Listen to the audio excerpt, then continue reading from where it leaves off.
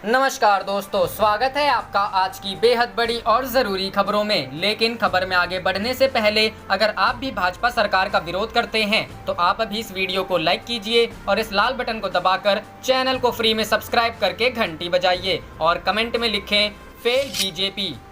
रुख करते हैं पहले खबर की तरफ। राहुल का मोदी सरकार पर तंज, सूर्य, चंद्रमा और सत्य ज्यादा देर छिप नहीं सकते। जी हां दोस्तों, कांग्रेस के पूर्व अध्यक्ष राहुल गांधी केंद्र की मोदी सरकार के खिलाफ निशाना साधने के किसी भी मौके से चूक नहीं रहे हैं, चाहे वो कोरोना वायरस संक्रमण का मामला हो या फिर लद्दाख में एलएसी पर गलवान घाटी में चीन से हिंसक झड़प में भारतीय सेना के जवानों के शहीद होने की घटना। राहुल गांधी हर मोर्चे पर मोदी सरकार पर सवाल खड़े कर रहे हैं। राहुल गांधी ने अब गुरु पूर्णिमा के अवसर पर भी केंद्र सरकार को घेरा है। कांग्रेस नेता ने गुरु पूर्णिमा की शुभकामनाएं देते हुए भगवान गौतम बुद्ध को कोट किया और कहा कि 3 चीजें जो देर तक छिप नहीं सकती, उनमें सूर्य, चंद्रमा और सत्य है। राहुल गांधी ने ट्वीट किया, 3 चीजें जो देर तक छिप नहीं सकती, सूर्य, चंद्रमा और सत्य। गौतम बुद्ध, आप सभी को गुरु पूर्णिमा की हार्दिक शुभकामनाएं। असल में लाइन ऑफ एक्चुअल कंट्रोल पर चीन के कथित अतिक्रमण को लेकर राहुल गांधी लगातार सवाल खड़े कर रहे हैं। राहुल गांधी ने शुक्रवार को कहा था कि लद्दाखी कह रहे हैं चीन ने हमारी जमीन ले ली, प्रधानमंत्री कह रहे हैं कि किसी ने हमारी जमीन नहीं ली। साफ तौर पर कोई तो झूठ बोल रहा है। राहुल गांधी ने एक वीडियो भी शेयर किया है जिसमें कई लोग कह रहे हैं कि चीनी सैनिक हमारे क्षेत्र में घुस गए हैं। एक शख्स कह रहा है कि चीनी सैनिक गलवान क्षेत्र में 15 किलोमीटर अंदर घुस गया है। लोगों का कहना है कि हमारी जमीन पर चीन का कब्जा बढ़ता जा रहा है। रुख करते हैं अगली खबर की तरफ। मध्य प्रदेश, शिवराज और महाराज के बीच विभागों को लेकर फंसा पेच, दिल्ली हाईकमान के पास पहुंचा मामला। जी हां दोस्तों, अब इस मुद्दे पर सिंधिया और शिवराज के बीच तकरार, दिल्ली पहुंचा मामला। भोपाल, मध्य प्रदेश में शिवराज मंत्रिमंडल विस्तार के बाद विभागों को लेकर पेच फंस गया है। बीजेपी नेता ज्योतिरादित्य सिंधिया और शिवराज सिंह चौहान के बीच विभाग बंटवारे पर सहमति नहीं बन पाई है, जिसके बाद सीएम शिवराज सिंह चौहान को दिल्ली हाईकमान ने तलब किया है। बताया जा रहा है कि आज शिवराज सिंह चौहान दिल्ली जाएंगे। बताया जा रहा है कि एक तरफ जहां राज्यसभा सांसद और बीजेपी नेता ज्योतिरादित्य सिंधिया अपने समर्थकों के लिए बड़ा विभाग चाहते हैं, वहीं सीएम शिवराज सिंह के सामने पार्टी के पुराने नेताओं के भी बड़ा पद देने की माथापच्ची है, जिसके कारण राज्य में विभागों का बंटवारा लगातार पड़ रहा है। दिल्ली में समाधान, शिवराज सिंह चौहान आज दिल्ली जाएंगे, जिसके बाद वे शाम तक वापस भोपाल लौट सकते हैं। मीडिया रिपोर्ट्स के अनुसार भोपाल लौटने के बाद शिवराज का ज्योतिरादित्य सिंधिया से भी मिलने का कार्यक्रम है। ऐसे में माना जा रहा है कि विभागों का बंटवारा अभी और कल सकता है। रुख करते हैं अगली खबर की तरफ। प्रवासी मजदूरों के नाम मतदाता सूची में शामिल करने के लिए चलाएं अभियान, चुनाव आयोग। जी हां दोस्तों, केंद्रीय निर्वाचन आयोग ने कोरोना महामारी और लॉकडाउन के चलते बिहार समेत दूसरे राज्यों को लौटे प्रवासी मजदूरों के नाम मतदाता सूची में शामिल करने के लिए राज्यों के चुनाव अधिकारियों से विशेष अभियान चलाने को कहा है। आयोग के इस फरमान का असर आगामी चुनावों पर पड़ने के कयास लगाए जा रहे हैं। इसका सबसे ज्यादा असर उत्तर प्रदेश और बिहार में पड़ेगा। यूपी में पंचायत और बिहार में विधानसभा चुनाव होने हैं। वित्त मंत्रालय के आंकड़ों के मुताबिक कोरोना और लॉकडाउन की वजह से करीब 8 करोड़ प्रवासी मजदूर घरों को लौटे हैं। केवल यूपी में 30 लाख और बिहार में 25 लाख मजदूर लौटे हैं। बिहार में अभी 7 करोड़ 18 लाख मतदाता हैं। प्रवासियों के लौटने से उम्मीद है कि कम से कम 16 लाख नए मतदाताओं के नाम सूची में जुड़ेंगे। आयोग ने राज्यों से प्रवासी मजदूरों के नाम सूची में शामिल करने को कहा है। राज्य जरूरत के मुताबिक विशेष अभियान भी चला सकेंगे। प्रवासी मजदूर ऑनलाइन भी मतदाता सूची में अपना नाम दर्ज करा सकते हैं। इसके अलावा जिला स्तर पर कैंप लगाकर भी नए नाम जोड़े जा रहे हैं।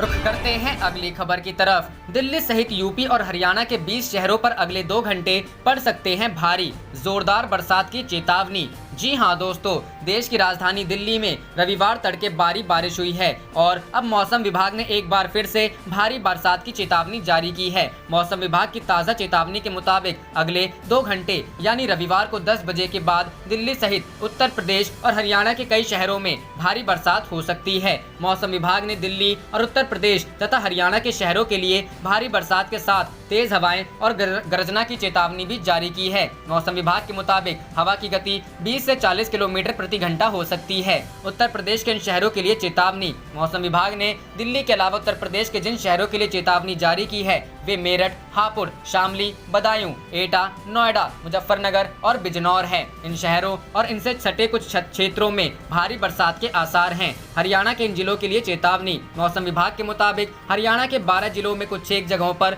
अगले 2 घंटे के दौरान भारी से बहुत भारी बरसात हो सकती है। हरियाणा में कैथल, रोहतक, गोहाना, नरवाना, पानीपत, करनौल, झज्जर, महेंद्रगढ़, कोसली, रेवाड़ी, भिवाड़ी और नारनौल में कुछ जगहों पर बहुत भारी बरसात हो सकती है और तेज हवाओं के साथ गरजना भी हो सकती है। मौसम विभाग ने कुल मिलाकर 20 शहरों में अगले 2 घंटे के दौरान भारी से बहुत भारी बरसात की चेतावनी का अनुमान जारी किया है। इन सभी जगहों पर अगले 2 घंटे के दौरान सावधान रहने की जरूरत है। रुख करते हैं अगली खबर की तरफ। तेजस्वी ने पार्टी नेताओं को दी धैर्य रखने और मतभेद मिटाने की नसीहत। बोले, आज लालू यादव की सबसे ज्यादा जरूरत। जी हां दोस्तों, आरजेडी के 24वें स्थापना दिवस के मौके पर नेता प्रतिपक्ष तेजस्वी यादव ने पार्टी के नेताओं और कार्यकर्ताओं को थोड़ा धैर्य रखने और आपसी मतभेद मिटाने की नसीहत दी है। उन्होंने कहा कि आज लालू यादव की पार्टी को सबसे ज्यादा जरूरत है। उन्होंने कहा कि जो बलिदान और कुर्बानी लालू यादव ने पार्टी को दी है, उसका 5% भी हम सब खुद से दें तो आरजेडी को कोई माई का लाल छू नहीं सकता। तेजस्वी यादव ने खुले मंच से पार्टी के नेताओं के बीच आपसी मतभेद की बात स्वीकार की। तेजस्वी यादव ने कहा कि जिस दिन पार्टी के नेता अपने व्यक्तिगत स्वार्थ को छोड़ देंगे, नेता पार्टी के विषय के बारे में सोचे और आपसी मतभेद छोड़ दें, तो हम बिहार तो क्या, दिल्ली में भी 2030 तक झंडा फहरा देंगे। तेजस्वी यादव ने कहा कि पार्टी में मुझे जो जिम्मेदारी मिली है उसे हमने छीना नहीं है, बल्कि आप लोगों ने दिया है। हमने पुराने लोगों को सम्मान देने का काम किया है। उन्होंने नेताओं और कार्यकर्ताओं से अपील करते हुए कहा कि बस एक चुनाव के लिए सारे लोग एकजुट हो जाइए, सब मिलकर चुनाव लड़ेंगे, सारे गिले शिकवे भुला के एक होना बहुत जरूरी है। तेजस्वी यादव ने कहा, थोड़ा धैर्य रखिए और आपसी मतभेद मिटाकर साथ चलिए। एक बार सत्ता में आ गए तो फिर सब कुछ ठीक हो जाएगा। तेजस्वी यादव ने इस मौके पर आरजेडी सुप्रीमो लालू यादव की अनुपस्थिति पर अफसोस जाहिर करते हुए कहा कि आज उन्होंने अपनी विचारधारा से समझौता नहीं किया तो उन्हें फंसा दिया गया, साजिशों का अंबार लगा दिया गया। लालू यादव ने बेजुबानों को जुबान देने का काम किया, समाज के पिछले पायदान के लोगों को मुख्य धारा में शामिल करवाया। सदियों से जिनका शोषण होता रहा, लालू यादव की वजह से ही वे आज सत्ता में हैं।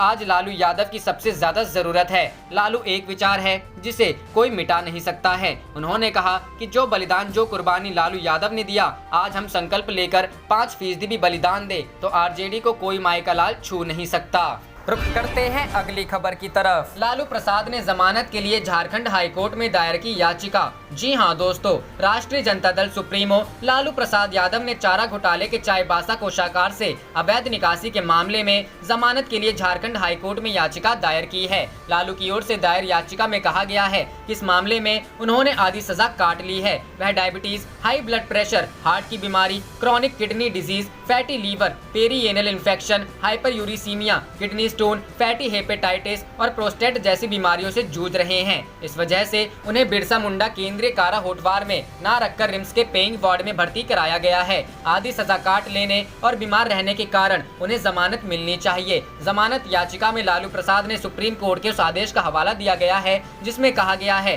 कि आधी सजा काटने के बाद जमानत दी जा सकती है। लालू प्रसाद को सीबीआई की विशेष अदालत ने चाईबासा कोषागार से अवैध तरीके से 37.7 करोड़ और 33.67 करोड़ रुपए की अवैध निकासी के मामले में 5-5 साल की सजा सुनाई है। दोनों सजा साथ-साथ चल रही है। इस मामले में लालू प्रसाद 23 दिसंबर 2017 से जेल में हैं। बीमार होने की वजह से रिम्स के पेइंग वार्ड में भर्ती हैं। वहीं लालू की इस जमानत याचिका को बिहार चुनाव से जोड़कर भी देखा जा रहा है। इस साल अक्टूबर-नवंबर के महीने में बिहार विधानसभा चुनाव होना है। इसके लिए तैयारियां भी शुरू हो गई हैं। ऐसे में कहा जा रहा है कि लालू प्रसाद बिहार चुनाव को ध्यान में रखकर जमानत अर्जी दे रहे हैं। अगर उन्हें हाईकोर्ट से जमानत मिल जाती है तो जरूर ही उसका लाभ उनके पार्टी को होगा। रुख करते हैं अगली खबर की तरफ। जेल में बंद लालू यादव की सुरक्षा बढ़ाई गई, सिर्फ कुछ लोग ही मिल पाएंगे। जी हां दोस्तों, रांची ग्रामीण के एसपी नौशाद आलम ने कहा, हमें लालू प्रसाद यादव की सुरक्षा में कुछ खामियों की जानकारी मिली थी। आज मैं रिम्स में उसकी सुरक्षा के लिए तैनात पुलिस कर्मियों से मिला और निर्देश दिया ताकि यह सुनिश्चित किया जा सके कि कोई सुरक्षा चूक ना हो। जेल प्रशासन द्वारा अनुमति प्राप्त लोग ही उनसे मिल सकते हैं।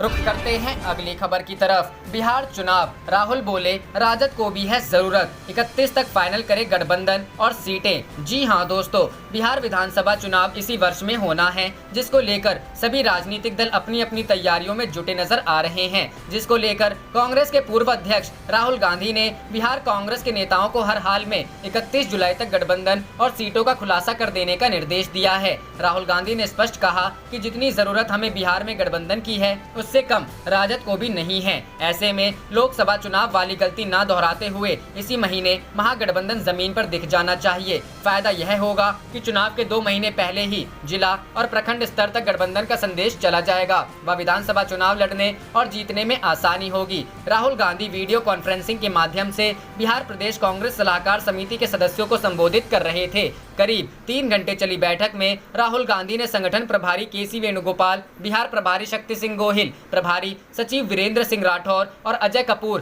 प्रदेश अध्यक्ष मदन मोहन झा और सीएलपी लीडर सदानंद सिंह से कहा कि जनता बदलाव चाहती है। इसके अलावा राहुल गांधी ने कहा इसका लाभ कांग्रेस नेताओं को भी उठाना होगा। रुख करते हैं अगली खबर की तरफ। ट्रांसफर पोस्टिंग के आदेश पर शुरू हुई राजनीति, विपक्ष बोली जून को लूट का महीना न बनाए सरकार। जी हां दोस्तों, बिहार सरकार के राजस्व एवं भूमि सुधार विभाग में ट्रांसफर पोस्टिंग के आदेश पर लगी रोक को लेकर राजनीति तेज हो गई है। कांग्रेस के प्रवक्ता राजेश राठौड़ ने कहा कि जून के महीने को लूट का महीना बना दिया गया है। नीतीश कुमार की सरकार और तमाम मंत्रिमंडल के लोग इस महीने को लूट का महीना समझ रहे हैं तो गड़बड़ी होगी ही। उन्होंने कहा कि जो सरकार राजस्व अधिकारी की सूची ठीक से नहीं बना सकती, वह सरकार कितनी निकम्मी होगी। मुख्यमंत्री नीतीश कुमार से आग्रह है जून को लूट का महीना नहीं बनाए। आरजेडी के प्रवक्ता शक्ति यादव ने कहा कि यह मामला केवल राजस्व भूमि सुधार का नहीं है, ऐसे मामले कई और विभाग में भी हैं। उन विभागों में भी कार्यपालक नियमों की धज्जियां उड़ाई जा रही हैं और इसे देखना पड़ेगा क्योंकि यह चुनावी वर्ष है। राजस्व भूमि सुधार विभाग में तबादले को लेकर हो रही राजनीति पर बीजेपी ने अपने मंत्री का बचाव किया। बीजेपी के प्रवक्ता निखिल आनंद ने कहा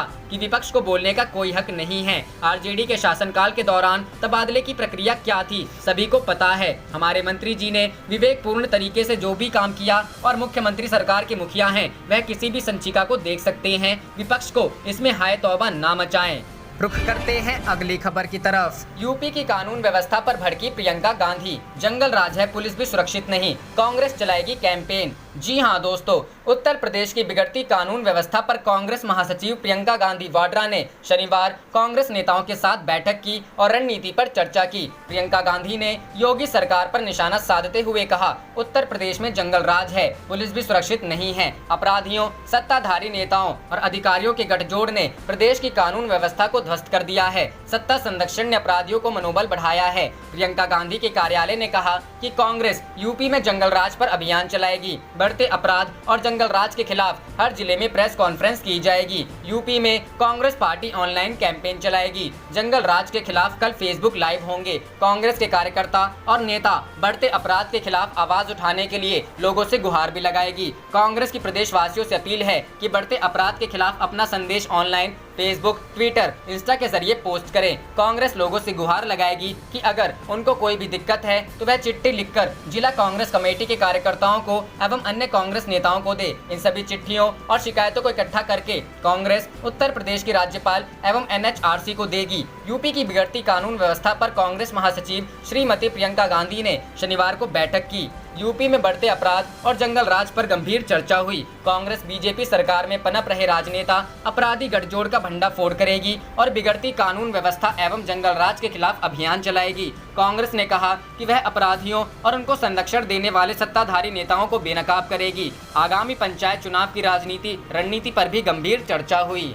रुख करते हैं अगली खबर की तरफ। ओवैसी का सीएम योगी पर हमला, बोले ठोक देंगे, नीति फेल, कानून को बंदूक से नहीं दबा सकते। जी हां दोस्तों, कानपुर मुठभेड़ को लेकर AIMIM चीफ असदुद्दीन ओवैसी ने योगी सरकार पर हमला बोला है। ओवैसी ने कहा, सीएम योगी आदित्यनाथ की ठोक देंगे नीति पूरी तरह राजनीतिक विफलता थी। इस विनाशकारी नीति के लिए यूपी के सीएम जिम्मेदार हैं। आप नियम कानून को बंदूक से दबा नहीं सकते। हमें इस मामले में सकारात्मक परिणाम की उम्मीद है। ओवैसी ने कहा कि राज्य ने उनके जैसा बनकर हत्यारों और अपराधियों के साथ प्रतिस्पर्धा करने की कोशिश की है। राज्य सरकार को ये सुनिश्चित करना चाहिए कि विकास दुबे को गिरफ्तार किया जाए। ये सिर्फ एक मुठभेड़ नहीं होनी चाहिए। ओवैसी ने कहा कि ये मामला सीएम योगी के लिए एक व्यक्तिगत चुनौती है, जिसकी ठोक देंगे नीति अपराध को कम करने में विफल रही। विकास दुबे के खिलाफ कार्रवाई और सजा से न्याय प्रणाली में विश्वास बढ़ेगा।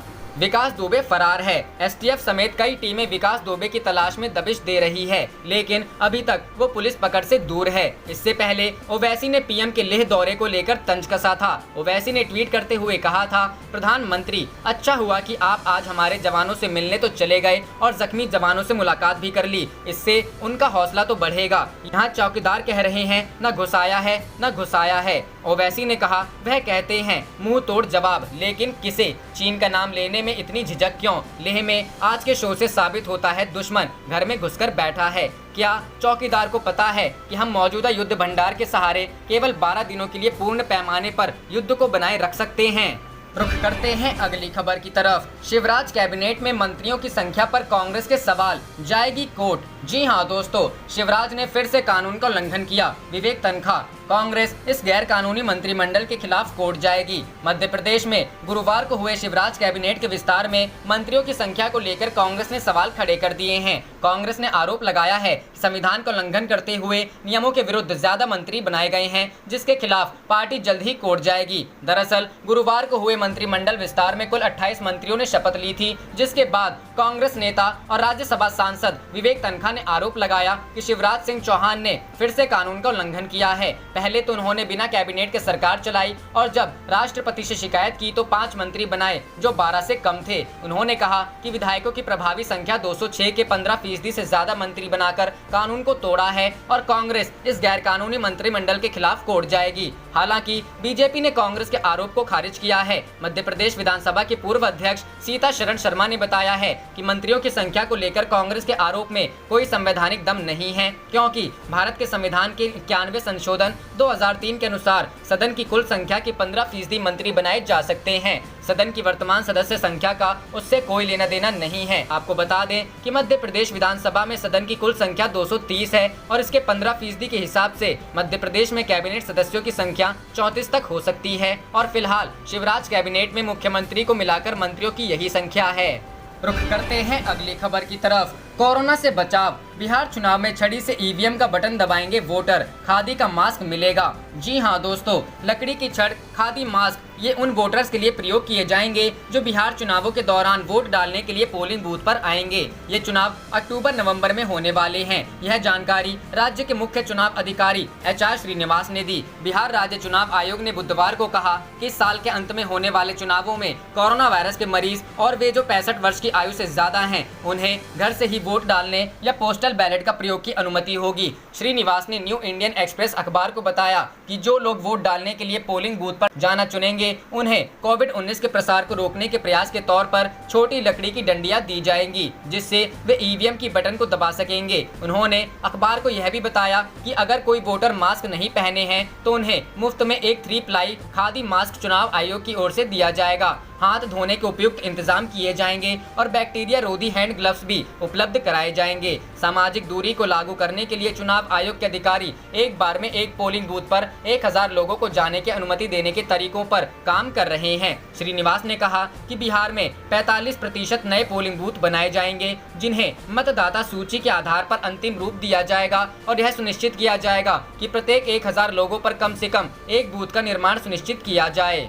रुख करते हैं अगली खबर की तरफ। मोदी सरकार के इस बिल का पंजाब समेत कई राज्य कर रहे कड़ा विरोध, आर्थिक और सियासी गणित बिगड़ने का खतरा। जी हां दोस्तों, केंद्रीय सरकार के प्रस्तावित बिजली संशोधन बिल 2020 पर केंद्रीय ऊर्जा राज्य मंत्री RK सिंह के साथ राज्यों के प्रतिनिधियों की बैठक में कई प्रदेशों ने नरेंद्र मोदी सरकार द्वारा लाए जा रहे नए बिजली विधेयक का तीखा विरोध किया। विरोध करने वालों में पंजाब, राजस्थान, केरल, झारखंड, तेलंगाना के साथ अन्य कुछ राज्य भी शुमार है। पंजाब के तीखे तेवर देखकर केंद्रीय ऊर्जा राज्य मंत्री RK सिंह ने कहा कि वह यथाशीघ्र पंजाब का दौरा करेंगे। प्राप्त जानकारी के मुताबिक पंजाब ने केंद्रीय ऊर्जा राज्य मंत्री को 2 टूक कहा कि खेती मोटरों, ट्यूबवेलों को दी जा रही सब्सिडी में कोई तब्दीली नहीं की जाएगी और सूबे में मौजूदा सब्सिडी प्रणाली कायम रखी जाएगी। बैठक में प्रदेश सरकार के प्रतिनिधियों ने कहा कि केंद्र सरकार पहले राज्य के ढांचागत प्रबंधों की समीक्षा करे। अगर केंद्र का कोई सुझाव माकूल लगा तो उस पर गौर किया जाएगा। नए संशोधन के जरिए जबरन कुछ न थोपा जाए। गौरतलब है